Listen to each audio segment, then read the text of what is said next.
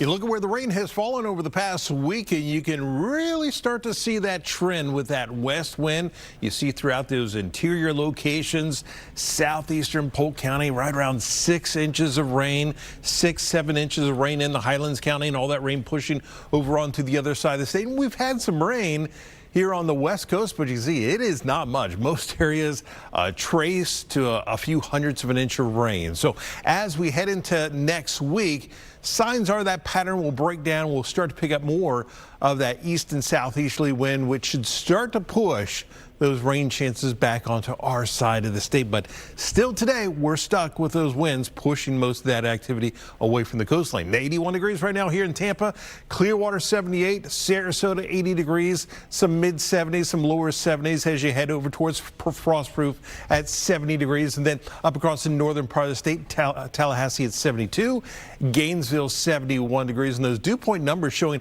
ever so slightly lower dew points up across the northern part of the state. Still on the humid side, but it's a little bit less. They're not running in the 70s, which is a bonus for them. And the reason why is we actually have a front which is strung out across the northern part of the state. It's a weak boundary, but it's been just enough to sink to the south and bring in ever so slightly drier air up across the northern part of the state. But south of that, nothing has changed for us. It's still hot. It's still humid. We're still looking at that heat index into the low 100s as we head through the afternoon. We still have this ridge that's just camped out and extending over the state, and that's what's been keeping our rain chances low on the west coast and then pushing everything away from the coast. Otherwise, you look across the rest of the country and you're seeing more of these fronts working their way through. And temperatures, they've been pleasant. You're still looking at some 60s across the northeast back into Ohio and Indianapolis, but things are going to start to change over the next several days because this big ridge, this big high working its way in across the east, and loads of heat will be building in.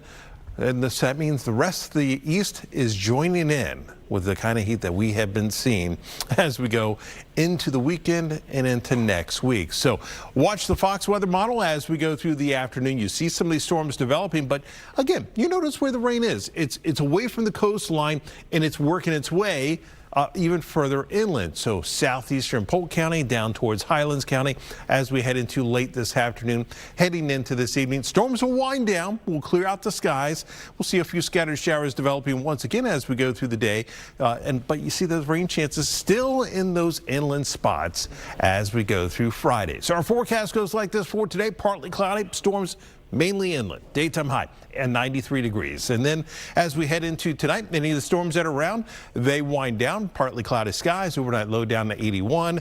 And we do it all over again for tomorrow. Daytime high right back up to 93 degrees. On the water, winds are out of the west at 5 to 10 knots. Look at that Gulf temperature now. Up to 90 degrees, seas at 2 feet, light chop on the bays and inland waters. Next high tide comes up at 10:56 this morning. 7-day forecast, rain chances holding between about 30 to 40%. But look at these daytime highs, 93 to 94 degrees through the weekend and into next week.